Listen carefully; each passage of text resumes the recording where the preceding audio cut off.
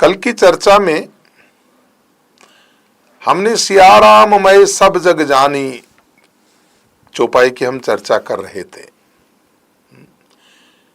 गोस्वामी जी ने सिया राम सब जग ये कहा और ये कहकर ये बताया कि ये जड़ में भी भगवान है और चेतन में भी भगवान है। हम लोग मूर्ति पूजा करते हैं, मूर्ति जड़ है, लेकिन हम जड़ में भी भगवान मानते हैं। किसी विद्वान ने पूछा कि आप लोग पत्थर पूजते हैं? हाँ, हम पूजते हैं। तो क्या पत्थर भगवान है? मैंने कहा नहीं, पत्थर भगवान नहीं है। तो फिर आप जैसा वेदांती व्यक्ति पत्थर मूर्ति को क्यों पूजता है? मैंने कहा पत्थर भगवान नहीं है, केवल पत्थर भगवान नहीं है, लेकिन पत्थर में भी भगवान है। हमारी श्रद्धा उससे प्रकट करती है, पत्थर में भी भगवान है। वो केवल चेतन में नहीं है। पत्थर की मूर्ति में परमात्मा है, ये बताता है कि हमारा दृष्टिकोण व्यापक है। जो परमात्मा चेतन में है वही परमात्मा जड़ में भी है।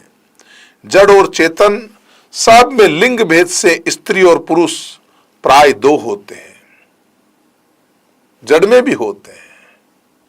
व्यवहार में पुरुषों की अपेक्षा स्त्रियों को न्यून समझा जाता है, जबकि ये समानता का जमाना है। इसलिए प्रणाम करने में संभव है कि कोई पुरुषों को ही प्रमाण माने। इसलिए गोस्वामी जी ने कहा नहीं, सनातन धर्म में स्त्रियों का महत्व कम नहीं है, निम्न नहीं है। इसलिए राम सिया नहीं कहा, बल्कि क्या कहा? सिया राममय। कृष्ण राधे नहीं, बल्कि राधे कृष्ण, उन्हें अगवा रखा है।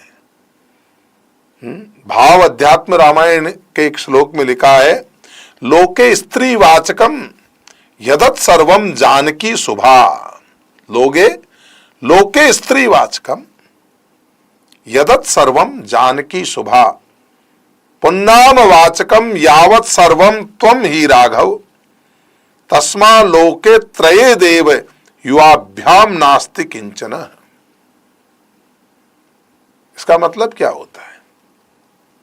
इसका मतलब इससे यह सिद्ध होता है कि देवर्षि नारद जी भगवान राम से कहते हैं कि तीनों लोकों में आप दोनों के सिवा कुछ नहीं है।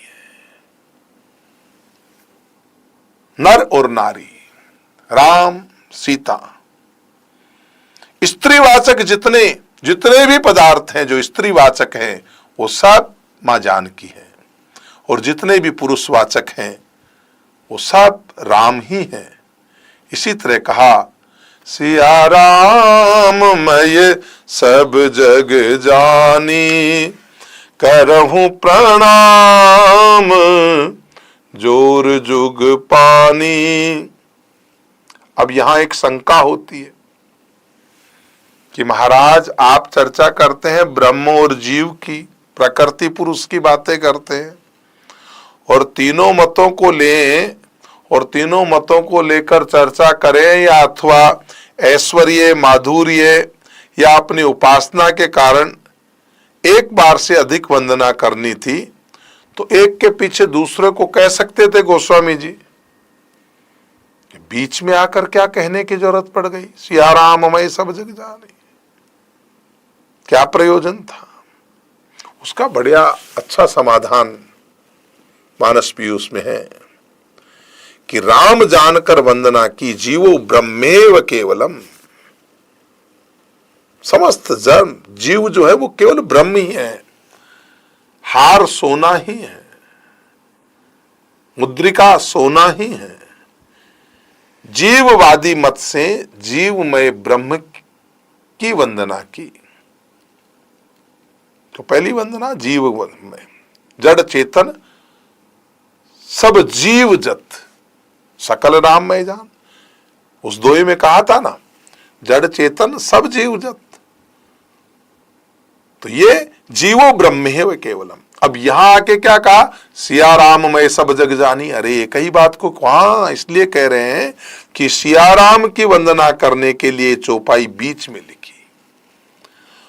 जब केवल पुरुष की वंदना की, जड़ चेतन सब जीवजत सकल राममय जान, वहां सियाराममय नहीं कहा ना, तो जीवों की उत्पत्ति या जाति भी नहीं कही।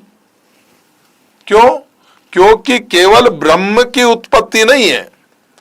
जब प्रकृति और पुरुष दोनों को कहा तब जीवों की जाति, उत्पत्ति स्थान आदि भी वर्णन किए, क्योंकि प्रकृति पुरुष से जगत की उत्पत्ति है।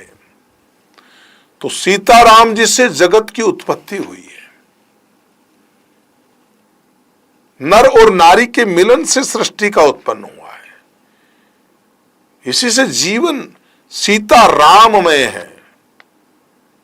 और जीव की जाति प्रकृति में दृश्य पदार्थ रूप होने से, ब्रह्म स्थूल होने से, ये बातें हमने यहां बताई। काफी चर्चा अपन ने इसमें की। अब देखो समय की अपनी एक मर्यादा है। आइए अगली चौपाई में गोस्वामी जी क्या कहते हैं। हे सिया राम, जान कृपा कर किंकर मोहू, सब मिली करहूं छाड़ छल छोहूं। आप मेरे ऊपर कृपा कीजिए, कृपा करके मुझे भगवान का दास समझिए। आपसे प्रार्थना कर रहा हूं, जगत से प्रार्थना कर रहे हैं। आप राम जी का दास जानकर सब छल छोड़ करके कृपा करें। सब मिल छाड़ करऊं छाड़ छल छूं, सब मिल करके मैं आपसे प्रार्थना करता हूं। अब सब जग को हमने सियाराममय जग मान करके वंदना की, लेकिन इस सियाराममय जग में मैं एक किंकर स्वरूप हूं। मेरा स्वयं का कोई अस्तित्व नहीं। ये भाव गोस्वामी जी के हैं। तो सब कहते हैं कि देव पितृ गंधर्व सब इनकी भी बात अपने की, सब अपना अपना भाग पाने के लिए राम परायण नहीं होने देते। वे परम गति मोक्ष के अनिच्छुक होते हैं, क्योंकि वो समझते हैं कि हमारे वंशजों के ज्ञानी भक्त मुक्त हो जाने से हमें पिंडदान और बलि भाग नहीं मिलेगा। वो नहीं जानते कि ये जीव राम परायण हो जाए तो उनकी तृप्ति भली भांति हो जाएगी। इसलिए जीवन मुक्ति के लिए है, बंधन के लिए नहीं। जो सब कामों को छोड़कर संपूर्ण रूप से शरणागत वत्सल भगवान मुकुंद की शरण में जाता है, वो देव ऋषि भूतगण कुटुंबी पितृगण किसी का भी दास नहीं रहता, किसी का भी ऋणी नहीं रहता।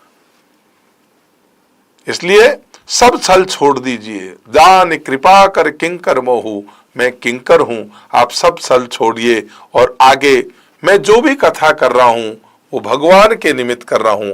आप तो प्रेम से आनंद लीजिए। आज की कथा को यही विश्राम दीजिए और कल के भाग में पुनः आपसे यही एक व्यापक संवाद लेट्स माइक के इस कार्यक्रम सफलता की रामायण के जरिए हम आपसे पुनः मिलेंगे। तब तक आपका मंगल हो। जय हो। आप सुन रहे थे let's mike more than radio. Follow कीजिए हमें हमारे सोशल मीडिया प्लेटफॉर्म्स पर।